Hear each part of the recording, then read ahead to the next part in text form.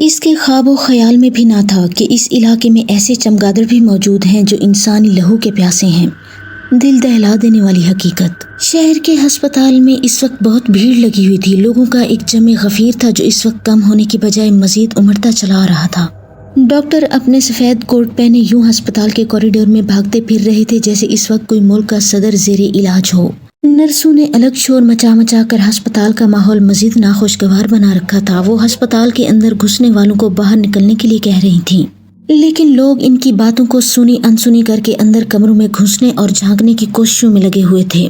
تھک ہار کر نرسوں نے انہیں ان کے حال پر چھوڑ کر ڈاکٹروں کا پیچھا کیا اور کچھ ہی دیر میں وہاں سے غائب ہو گئیں۔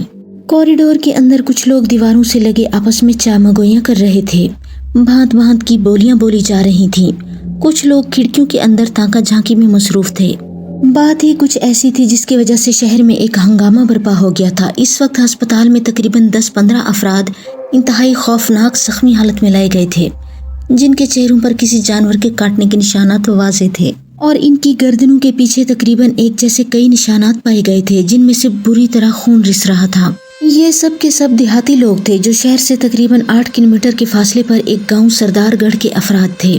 ان کے چیخنے چلانے کے دوران صرف یہ باتیں سمجھ میں آئی تھی کہ وہ رات کو اپنے کھیتوں میں اپنی اپنی باری کے مطابق فصلوں کو پانی لگانے کی غرض سے موجود تھے، اور وہ سب رات ہونے کی وجہ سے اکٹھے ہی گھروں سے نکلے تھے اور تھوڑے تھوڑے فاصلے پر اپنے کام کو سر انجام دینے میں لگے ہوئے تھے کہ اچانک سامنے موجود درختوں کے جھنڈ سے ایک بہت بڑا غول جو بڑی بڑی سیاہ چمگادڑوں پر مشتمل تھا، جنہیں انہوں نے پہلے اس علاقے میں کبھی نہیں دیکھا تھا، اپنی جانب لپکتا ہوا دیکھا۔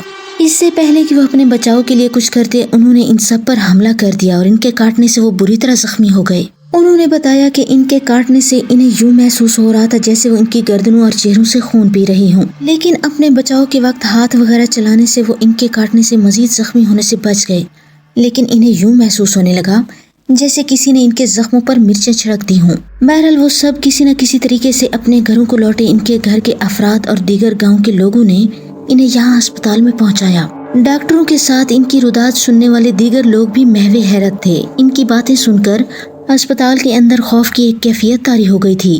ہر شخص سہما سہما نظر آنے لگا۔ ان سب کو یہ فکر ستانے لگی تھی کہ اگر ان خونی چمگادڑوں نے شہر کا رخ کر لیا تو ان سے بچاؤ کیسے کر پائیں گے۔ ان میں سے کچھ لوگ تو ابھی اپنے بیوی بچوں کی فکر میں ہسپتال سے گھروں کی جانب بھاگ گئے۔ بقایا بچ جانے والے شاید کہانی کا کلائمیکس دیکھنے کے چکر میں ابھی تک موجود تھے، لیکن ایک پریشانی کی لہر تقریباً ہر شخص کے چہرے پر بہت واضح دیکھی جا سکتی تھی۔ ڈاکٹروں نے اپنے تئیں علاج معالجہ کر کے تمام زخمیوں کو کچھ آرام دے دیا تھا، لیکن لگتا تھا جیسے وہ ان کی حالت سے ابھی پوری طرح مطمئن نہ تھے، اور سب سر جوڑے آپس میں کچھ باتیں کرنے میں مصروف تھے۔ ابھی وہ باتوں میں ہی مصروف تھے کہ ایک نرس بھاگتی ہوئی ایک وارڈ سے نکلی اور چیخ چیخ کر بتانے لگی کہ چمگادڑوں سے زخمی افراد میں سے 2 افراد بہت تکلیف سے چیختے ہوئے جاں بحق ہو گئے ہیں۔ ان کے زخموں سے نارنجی رنگ کا مادہ پھوٹ پڑا ہے جس میں سے سیاہی مائل بلبلے نکل رہے ہیں۔ ان دونوں کی حالت دیکھ کر دوسرے زخمی بھی خوف زدہ ہو کر چلا رہے ہیں۔ یہ سن کر ڈاکٹرز بھاگتے ہوئے وارڈ میں داخل ہو گئے۔ دوسرے لمحے ان سب نے اپنے ناک پر کوٹ کی جیبوں سے رومال نکال کر رکھ لیے، کیونکہ پورے وارڈ میں ناقابل برداشت سڑانت پھیلی ہوئی تھی، جس کی وجہ سے وہاں کھڑا ہونا مشکل ہی نہیں بلکہ ناممکن لگ رہا تھا۔ باہر ایک الگ ہنگامہ برپا ہو گیا تھا۔ لوگوں نے خوف سے چیخنا شروع کر دیا تھا۔ غرض ایک قیامت کا سماں تھا۔ کان پڑی آواز سنائی نہ دے رہی تھی۔ یوں لگ رہا تھا جیسے میدان حشر لگ گیا ہو۔ ہسپتال کی انتظامیہ نے ایمرجنسی نافذ کر دی تھی۔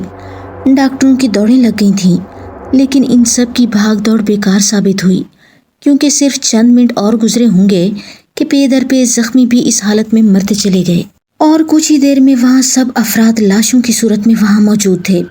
زخمیوں کے عزیز و اقارب نے آسمان سر پر اٹھا رکھا تھا، لیکن ہسپتال کا عملہ سوائے ہونٹ چبانے کے کیا کر سکتا تھا۔ شام ڈھلتے ہی جیسے سردار گڑھ پر کوئی جادو کی چھڑی گھما دیتا، سب اپنے اپنے کاموں سے فارغ ہوتے ہی گھروں کے دروازے بند کر کے کمروں میں دبک کر بیٹھ جاتے تھے۔ کچھ دنوں سے ان کے علاقے میں جن خونی چمگادڑوں نے ادھم مچا رکھا تھا، اس سے سارے علاقے میں بہت خوف و ہراس پھیلا ہوا تھا۔ لوگوں نے اپنے تمام کام دن میں کرنے شروع کر دیے تھے اور شام ہوتے ہی اپنے گھروں میں دبک جاتے تھے، لیکن آخر کب تک؟ ایسا کرنے سے انہیں بہت نقصان اٹھانا پڑ رہا تھا، کیونکہ کھیتوں کو اکثر پانی رات کے وقت ہی لگانا پڑتا تھا، اور ان چمگادڑوں نے رات کے وقت ہی ان کے علاقے کے 15 افراد کو اپنی خونی ہوس کا نشانہ بنا ڈالا تھا۔ ان کے خوف کی وجہ سے علاقے میں چہل پہل بہت کم ہو گئی تھی، اور شام ہوتے ہی یوں لگتا تھا جیسے علاقے کے مکین اس جگہ کو خالی کر کے کہیں ہجرت کر چکے ہوں۔ Please like, comment and subscribe the channel Shehzad Khan Horror Stories and thanks for watching.